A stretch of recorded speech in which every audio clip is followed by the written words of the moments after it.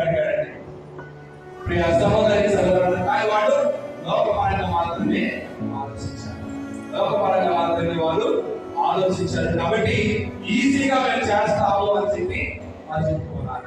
So కాబట్టి ఈ రెండు అంశాలను బట్టి మనం అర్థం చేసుకోవాల్సింది, ప్రియ సహోదరి సహోదరులారా, ఈ రోజు పరంగా మనం ఆలోచన చేసినప్పుడు మరొకసారి నేను మొదటి ఆదివారం నేను వాక్యాన్ని మరొకసారి గుర్తు చేస్తున్నాను. ఈ లోకాన్ని కానీ ఈ లోక వస్తువులను కానీ మీరు ప్రేమిస్తే మీలో దేవుని ప్రేమ ఉండదు.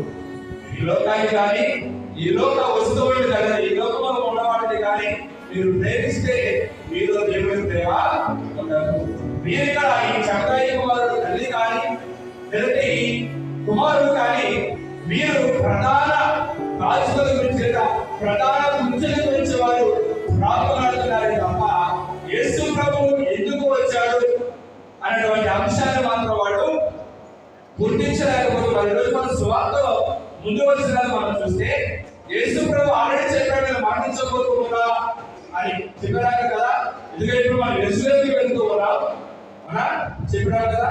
ఇప్పుడు ఎరుసలేముకి వెళ్తున్నాం. ఇప్పుడు అక్కడ మనిషి కుమారుడు ప్రధాన అర్చకులకు ధర్మశాస్త్ర బోధకుల చేతికి అప్పగింపబడబోతూ ఉన్నారు. వారు ఆ మనిషి కుమారుడిని మరణదండకు విధించి అన్యులకి అప్పచెప్తారు. అన్యులు అనే ఇక్కడ రోమిలకి అప్పచెప్తారు కదా. అదే కదా చెప్తున్నాడు యేసు ప్రభు.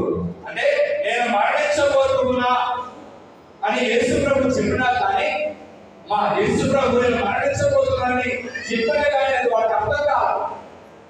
యేసు ప్రభు చనిపోతున్నాడు కాబట్టి ఈ చనిపోయే ముందే మనకి ఏం కావాలి? ప్రధాన కుర్చీలు కావాలి.